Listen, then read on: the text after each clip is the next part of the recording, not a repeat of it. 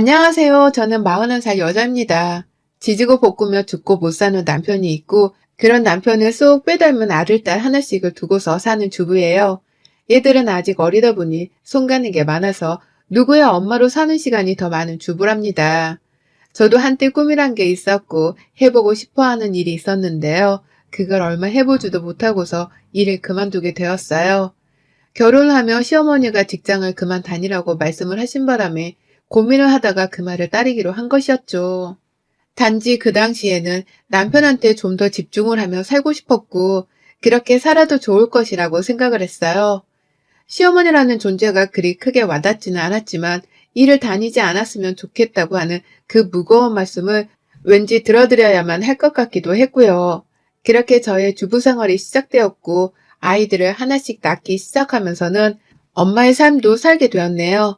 그리고 또 며느리의 삶도 동시에 시작되었어요. 왜 내가 결혼을 하는데 어머님은 일을 안 하길 원하시는 걸까 싶어서 의아했던 적이 분명히 있었는데, 결혼을 해보니까 그 마음을 알겠더라고요. 어머님은 그저 저를 자꾸 찾고 부르고 또 뭔가 부탁을 하며 옆에 두고 싶어 하셨던 것입니다. 새댁이니까 살림을 하는 모습을 옆에서 지켜봐야겠다면서 저와 남편의 신혼집을 자주 방문하시더니만 하루는 왜 내 방 하나를 만들 생각을 안 하니? 이런 말을 꼭 내가 먼저 해야 하니? 라는 말씀으로 저를 혼내키신 적도 있었습니다. 살림은 우리 친정엄마한테 열심히 배워가면서 즐겁게 사는 중이었고, 또 신혼집에서는 남편이랑 단둘이서 신혼을 보내며 잘 살아가는 중이었는데 말이죠. 그 말씀이 이해가 안 가서 제대로 대답을 못하니 쭈뼛거리지 말라는 식으로 재차 더 혼을 내셨었고, 그때 저는 시어머니가 처음으로 무서워지는 기분을 느꼈답니다.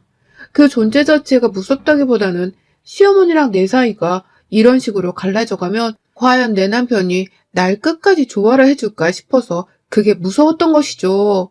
하지만 다행히도 어머님께서는 남편에게 따로 말을 전하진 않으셨어요. 제가 딱히 잘못한 문제도 아니었기 때문에 본인도 굳이 아들한테 제 트집을 잡을 이유가 없으셨겠지만, 그로부터 얼마 지나지 않아서 어머님은 보란 듯이 제 집에 자기 방을 차리시곤 더욱 자주 드나드셨어요. 저희 부부가 첫째를 낳고서 더 먼 동네에 아파트로 이사를 가기 직전까지는 제가 매일같이 어머님의 얼굴을 보고 살았던 것 같아요. 처음엔 살림을 잘하는지 지켜봐야겠다고 하더니만 자꾸 와서 살림을 하나하나 따져가며 지적질을 하시더니 언젠가부터는 내 남편임에도 불구하고 어머님이 직접 총대를 메고서는 안주인 마냥 행세를 하더라고요. 이를테면 퇴근하고 집에 들어오는 남편한테 본인이 현관까지 나가서는 응, 왔어? 라고 하면서 맞이하셨고요. 또 밥을 먹을 때에도 남편의 바로 옆자리에 앉아서는 남편에게 직접 반찬을 더 챙겨주고 모자란 밥을 더 떠다주는 등의 지극정성을 보이셨습니다. 처음엔 그게 다 저한테 이렇게 살라고 가르치시는 건 줄 알았어요. 그래서 저도 어머님이 안 계실 때나 혹은 어머님이 계실 때 그렇게 지극정성으로 남편을 대해보려고 노력을 하는 모습을 보였는데, 하루는 어머님이 저를 따로 불러선 말씀하시더라고요. 그런 건 내가 할 거니까 넌 그냥 옆에서 가만히 있기나 해. 라고 말이죠. 그때 저도 살짝 간파를 했습니다. 어머님이 나한테 살림을 가르치려고 하실 생각은 애초에 하나도 없었고, 오로지 그냥 당신 아들이 나랑 지내는 모습이 배 아파서 자꾸 찾아와 심드렁하게 방해를 하시는 것이란 걸 말입니다. 그 후로는 저도 어머님이 무슨 행동을 하든 배우려는 자세보다는 꼴값을 떨고 앉아있네 하는 생각을 속으로 하면서 바라보게 되었어요. 처음엔 시어머니랑 잘 지내보려고 하던 마음이 컸었는데 점점 시어머니는 친해져봤자 내 인생에 도움도 안 되고 도움 줄 만한 어른도 아니라는 생각이 굳어졌죠. 그래서 집에 찾아오시는 것도 점점 불편하던 기색을 보이기 시작했고, 시어머니한테뿐만 아니라 남편한테까지도 이렇게 살 거였음 나 이 결혼 안 했어. 내가 당신이랑 사는 건지 시어머니랑 사는 건지 모르겠네. 라고 하면서 어머님 좀 말려보라 부탁을 하기에 이르렀어요. 다행히 남의 편이 아니라 제 걱정부터 먼저 한 남편 덕분에 저희 부부는 첫째를 낳고서 바로 시댁과 먼 곳으로 이사를 떠났었고요. 그 후로는 어머님도 거리상 너무 멀어서 그런지 자주 찾아오질 않으시더라고요. 제가 당신이 오는 걸 싫어한다는 것도 아마 분명 눈치를 채셨을 거예요. 그 뒤로는 쭉 저도 그렇고 시어머니도 그렇고 서로를 대면거리면서 대했어요. 최소한의 자기 역할은 하고 살자는 생각으로 전 명절에 제사를 지내려는 시댁이 꼬박꼬박 찾았고요. 시어머니는 제 자식들에게만큼은 친절하고 자상한 할머니 노릇을 잘 해주셨습니다. 다만 제가 명절에 시댁을 가거나 시부모님 생신 혹은 형님들의 생신 등 시댁에서 맞이하는 특별한 날들이 있으면 거의 대부분 제 두 손으로 일을 떠맡았어요.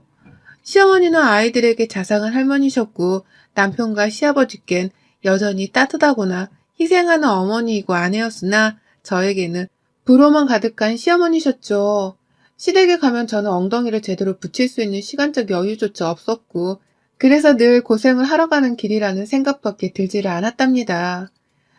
시어머니도 저희 집에 자주 찾아오지 못하는 대신에 이렇게라도 저를 괴롭히고 더 시집살이를 시켜보겠다고 작정을 한 사람 마냥 구셨고요. 여러모로 제게는 결혼 생활 내내 최악이라고 생각이 되는 분이셨죠. 그러니 서로 좋다고 생각될 만한 추억거리도 별로 없었고요. 보기만 하면 이번엔 또 무슨 일을 시킬지, 어떤 수고로움을 감내해야 할지에 대해서만 고민하고 걱정하며 불편해하는 사이였습니다. 물론 저 혼자만 불편해하는 것이긴 했죠. 시어머니는 제가 아랫사람이니 얼마나 편하고 부려먹기 좋았겠냐고요. 그렇게 살면서 저희가 이사간 집에 오기라도 하는 날에는 이왕 온 김에 좀 더 있다가 가겠다면서 하루 이틀 정도를 그냥 무작정 묵고 가시겠다고 통보를 하기도 하는 등 제게는 정말 결혼 내내 가슴 한켠에 고민거리를 안고 살게 만드는 분이셨답니다. 그렇게 살며 주부로 그리고 엄마로 조금씩 제자리를 스스로 찾아가려 노력하던 중 제가 태어나 처음으로 아파서 혼절을 할 뻔한 극도의 위기 상황을 겪었습니다. 올 초 3월 여전히 날이 춥던 때에 겪은 일이었는데요. 새벽부터 배가 찢겨질 듯이 너무 아파서 밤새 뒹굴면서도 어떻게든 버티고 참아보려 했는데 남편이랑 애들이 학교 가고 출근하자마자 기다렸다는 듯이 토를 하고 탈수로 온몸이 누렇게 떠버리는데 이거 이상하다 싶었습니다. 생전 그렇게 아파본 적이 없어서 저도 많이 겁이 났고 겨우 혼자 걸어서는 집 근처에 있는 내과까지 찾아갔어요. 근데 또 거기서는 단지 전날 밥을 잘못 먹은 게 아니냐고 하면서 체한 것으로만 보고는 수액을 맞추고 돌려보내더라고요. 그래서 곧 괜찮아지겠거니 했는데 저는 그날 집에 가서는 남편이 퇴근을 하고 집에 올 때까지 침대 밖을 나오지도 못했어요. 집에 오자마자 얼마 지나지 않아서 정신이 혼미하게 몸살기까지 나버리는 바람에 곧장 침대에 뻗어버렸고 아무 끼니도 챙겨 먹지를 못한 채 계속 빈속에 토만 해댔죠. 그러다가 애들이 안 되겠다면서 남편한테 먼저 연락을 했고 남편도 회사는 어떻게 한 건지 집으로 곧장 달려와서는 결국 저를 데리고서 큰 병원을 찾아갔습니다. 저 혼자서도 갈 수 있었는데 도무지 일어설 힘이 없어서 전 남편이 올 때까지 내내 침대 위에 뻗어만 있었네요. 남편이 현관 밖에서부터 차 그리고 병원 앞까지 옆에서 업어준 채로 데려다 준 덕에 병원까지 정신을 잃기 직전의 상태로 겨우 찾아갈 수도 있었던 거고요.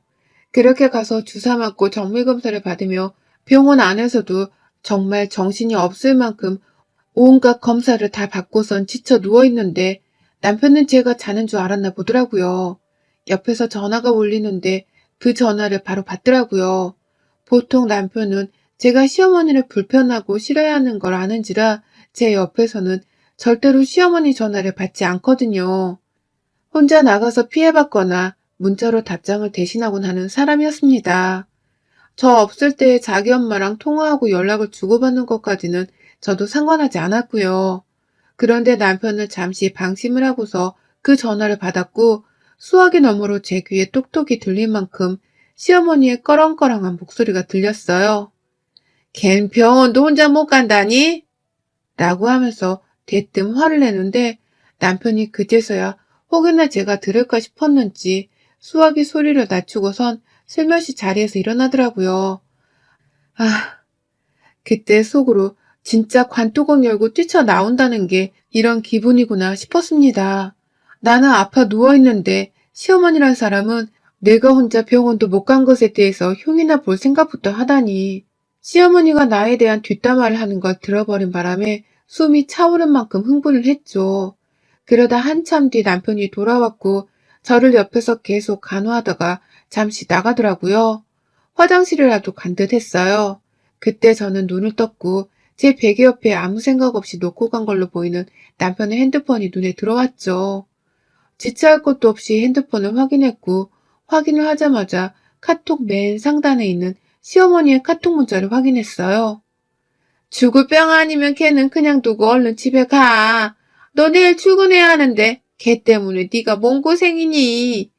아플 때 포를 잘못 들이면 너 나중에 또 고생한다.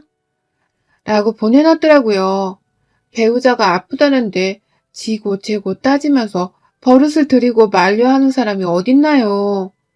배우자가 아프면 당연히 옆에서 한마음으로 간호하고 빨리 쾌차하기를 바라며 온 신경이 다 그리로 쏠리는데 시어머니는 제가 무슨 남편의 직장 상사 혹은 남편의 옆집 이웃이라도 된다는 듯이 아주 냉정하고도 차갑게 말씀하셨더라고요. 절 보살피는 건 버릇을 잘못 들이는 짓이니까 나중에 고생하지 말고 빨리 집에 가 쉬라면서 말이죠. 내가 지 손주들을 둘이나 낳아준 며느리인데 아프다는 며느리가 이젠 좀 괜찮은지에 대해선 한마디도 물어보지도 않고는 계속해서 저를 비난하고 욕보이는 카톡 메시지만 장황하게 보내놓으셨어요. 이렇게까지 어머님이 못나고 못된 사람인 줄은 몰랐지만 아픈 사람한테까지 그리 매정하게 구는 걸 보니 전 시어머니에 대해서 완전히 다시 생각하게 되었답니다. 원래 좋은 분도 아니셨지만 그때 완전히 우리는 절대로 가족으로 얽힐 수가 없는 사이라는 걸 뼈저리게 느꼈죠. 내가 죽어서 장례식을 치르더라도 와서는 건성건성 육개장만 먹고 가실 분이라는 생각도 들더군요. 그러니 이젠 정말로 최소한의 도리마저도 잘해줄 이유가 없다는 생각이 들었고 원래 없던 정마저도 다 떨어지는 심정이었답니다. 그 뒤로 저는 제 몸 하나 그리고 내 가족들 건강이나 잘 신경 쓰고 살자는 생각으로 독하게 살았어요. 시어머니 연락이 와도 집안일 하느라 바쁘니 전화할 시간이 없다는 말을 남기며 대놓고 전화를 먼저 끊어버렸고요. 안부 인사는 개뿔, 연락 한번 먼저 하지라느니 어머님이 왜 안부 연락을 안 하냐며 또 보채는 연락을 해오더라고요. 하지만 그럴 때마다 제가 남이랑 통화하려듯이 친정엄마한테도 안 하는 안부 연락을 왜 어머님께 하라는 거예요? 라고 하면서 어머님의 입이 쏙 들어가도록 맞불을 펼쳤습니다. 그 바람에 실제로 어머님은 저한테 화가 단단히 나서는 저희 집을 찾아오지도 않았고 오히려 퇴근하고 집에 온 남편에게 더 불이 나도록 연락을 해대면서 자기의 존재를 저한테 드러내려 하셨어요. 그러다 저는 코로나와 제 몸 상태를 핑계로 급기야 추석에 시댁에도 안 갔고요. 남편이랑 애들만 시댁에 보내니 시어머니한테서 또 전화가 막 걸려왔는데 그것도 다 무시를 하고선 그냥 모른 척 살았습니다. 그래도 되는 사람이라는 걸 이제는 잘 알았기 때문에 속 시원하고 하고 싶은 대로 대했어요. 그런데요, 이게 무슨 운명의 장난인지 지난 9월 말에 시어머니가 교통사고를 당하셨어요. 이런 일에 기뻐하면 안 되는 건데 시어머니가 교통사고로 다리 부분을 접질러서 붕대를 감고는 입원해 계시다는 소리를 듣자마자 얼마나 신이 나고 하늘에 감사하던지요. 시어머니는 그걸 또 저한테 직접 전화까지 해서는 나 어느 병원에 입원했으니까 빨리 와라 라고 하면서 말씀까지 해주시대요. 저랑 사이가 안 좋은 와중에 저한테서 간병이라도 받고 싶으신 건지 오라는 연락을 해오신 겁니다. 얼마나 꼴불견이던지요. 저는 그 말을 듣자마자 제 표정에 웃음을 감추지 못한 채 어머님 괜찮으시지 않는 소리 한 번 하지 않고서 웃으며 대답했습니다. 아휴, 우리 남편 또 고생하겠네요. 회사 출근해야 하는 사람인데 어머님 때문에 병원 가야 하느라 엄청 고생하겠네. 라고 말입니다. 그러자 시어머니는 뭘 잘못 들었는 줄 알고서 너 지금 뭐라고? 누가 고생해? 걔가 고생해? 라면서 제 말에 어이가 없다는 듯이 따져드는데 생각할수록 분하다고 생각을 하는 건지 말씀을 하면서도 숨을 엄청 빠릿빠릿하게 몰아쉬시더라고요. 그리고 저는 그 말씀에 아랑곳하지 않고서는 또 대답했어요. 남편한테 좋은 거 먹이면서 어머니 입원해 계시는 동안 몸보신 제대로 시키고 있을게요. 라고 말이죠. 이 말만 하고서는 바로 전화를 끊었습니다. 그리고는 시어머니가 입원을 하셨던 그 후에 5일 동안 저는 단 한 번도 어머님의 병문안을 가지 않았어요. 시어머니는 아니나 다를까 아침마다 일어나서부터 저한테 병원에 언제 오냐면서 카톡을 보내시고 부재중 전화를 남기시는 지극정성을 보이는데 저는 어머님의 안부를 묻는 질문조차 단 한 번을 하지 않은 채 남일 보듯이 그 문자를 익십하고 전화를 받지 않으며 끝까지 잠수를 탔습니다. 절대로 병문안이나 간병을 하러 가지 않겠다는 각오로 말이죠. 아, 딱 한 번. 남편한테는 오늘 소고기 먹이려고요. 어머님 때문에 아들이 사서 고생을 할 텐데 좋은 거라도 잘 먹여야죠. 라고 답장을 하긴 했었네요. 그러니 이번에 어머님이 열불이 나신 건지 제 문자를 씹으셨고요. 그러다가 마지막 날 어머님 퇴원을 하실 때에 남편이 퇴원 수속을 밟는 동안 저한테 어머님 좀 맡아줄 수 있냐고 같이 가달라는 부탁을 하길래 남편과 함께 병원을 찾았습니다. 어머님 입원하시고 처음으로 그 병실 안에 들어갔어요. 남편은 바로 퇴원수속을 밟으러 나갔고요. 그런데 제가 그 병실 안에 들어가서는 세상 순진한 척을 하면서 어머님 저 왔어요 라고 말씀을 드리니 어머님은 같은 병실을 쓰고 있던 5명의 다른 환자분들을 보면서 갑자기 고래고래 소리를 지르시는 겁니다. 아이고 우리 귀한 며느님 드디어 왔네. 시어머니가 입원을 했는데 얼굴은 코빼기도 안 보이더니만 귀한 며느님 납시셨네 드디어. 라고 하면서 저를 못된 며느리로 만들겠다는 식으로 사람들한테 절 욕보이더라고요. 저 하나 욕먹게 만들겠다고 그 병원 안에서 큰 소리를 쳐가며 진상짓을 하신 겁니다. 저요? 거기에 맞받아쳐 주려다가 그냥 참았어요. 어차피 다 그날 한번 보고 다시는 마주치지도 않을 환자들인데 제가 굳이 변명을 하고 시어머니랑 같이 싸워서 뭐 하겠어요. 제 힘만 빼는 거죠. 시어머니가 소리를 지르길래 저는 오히려 어머님한테만 더욱 독하게 그리고 못되게 굴었어요. 소리치실 힘이 있는 거 보니까 제 도움 없이도 혼자 나오실 수 있을 것 같네요. 저는 로비에서 기다리고 있을 테니 그리로 내려오세요. 남편도 거기 있으니까. 자식들 고생 그만 시키시고 좀 혼자서 독립적으로 하세요. 아프실 때 버릇 잘못 들이면 우리 부부가 나중에 고생일 테니 제가 지금 어머님 버릇 똑바로 들이는 중이라고 생각하시고요. 라는 말과 함께 어머님을 두고 혼자 병실을 나왔어요. 어머님은 뒤에서 야, 너 거기 안 서? 날 데리고 가야 할 거 아냐? 라고 하면서 아주 비명을 지르며 저를 부르셨지만 저는 그 말을 못 들은 척 하면 나왔답니다. 그와 동시에 어머님이랑 같이 병실을 쓰던 다른 환자분은 진정하고 조용하려면서 어머님께 항의를 하기까지 하셨어요. 결국 어머님도 며느리 욕 한번 먹여보겠다고 절 그리 쌀벌하게 비꼬으며 욕보이다가 결국 자기가 더 진상짓을 부리며 더 큰 욕을 먹는 꼴이었죠. 그리고 전 그날 남편한테 바로 양해를 구하고서는 시어머니를 마저 도와드리지도 않은 채 혼자 집으로 갔어요. 도무지 또 시어머니 얼굴을 억지로 볼 자신도 없고 그러고 싶지도 않았거든요. 그리고 이제는 말해도 되겠다 싶어서 남편한테는 병실 안에서 시어머니한테 유혹을 먹었기 때문에 기분이 나빠 못 도와드리겠다 솔직하게 말했고요. 지난번 내가 아파서 응급실에 가 누워있을 때 시어머니랑 나누는 통화랑 문자 내역까지 내 두 눈으로 다 확인했다는 것도 솔직히 말했습니다. 그때 그 문자를 본 후 더 이상 니네 엄마가 내 시어머니로 보이지 않고 그저 못되고 인정머리 없는 사람으로만 보인다면서. 그러니 아무런 며느리 노릇을 강요하거나 부탁조차 하지 말라고 말을 했죠. 그러자 남편도 그날 있었던 일이 기억이 나는 건지 제게 무지하게 미안했어요. 자기는 엄마랑 같은 입장이 아니었으며 엄마가 일방적으로 그렇게 말씀을 하셨던 것이었으니 자신에 대해서는 오해를 하지 말라면서 제게 진심으로 사과를 하더라고요. 그리고서는 자기여도 그런 시어머니라면 원망스럽고 미울 것이라면서 저한테는 먼저 집에 가서 푹 쉬고 있으라고 했답니다.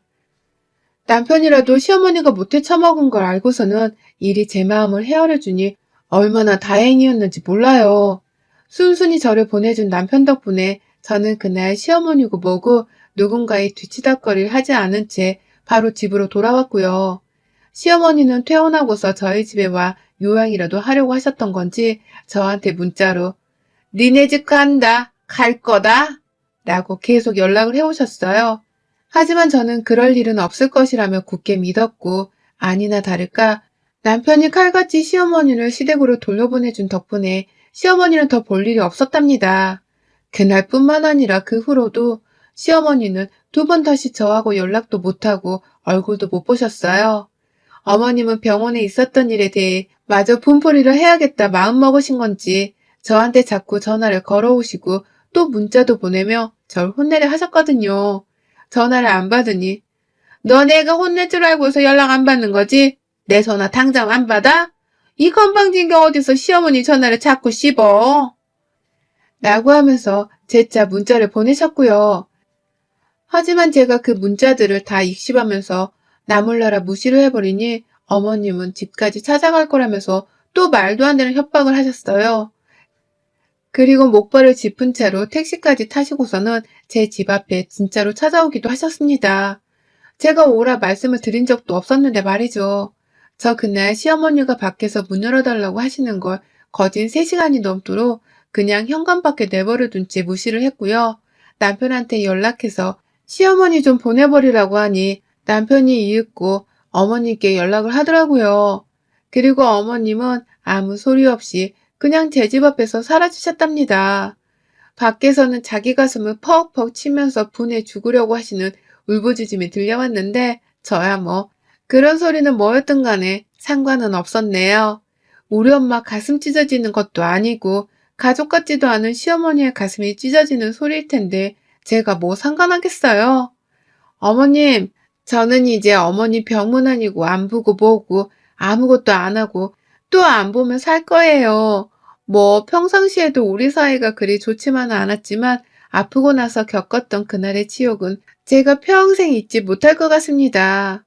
이번엔 퇴원하시는 날에 찾아뵈었지만 다음번에 일절 병문안은 없을 거고요. 아마 어머님이 죽을병 걸리셔서 마지막으로 병원 시세를 지게 되는 그날 제가 정말 100번 양보해서 한 번은 얼굴을 비춰드릴게요. 그때까지 부디 몸조리 잘하고 사세요. 여러분의 생각은 댓글로 남겨주세요. 오늘도 시청해 주셔서 정말 감사합니다.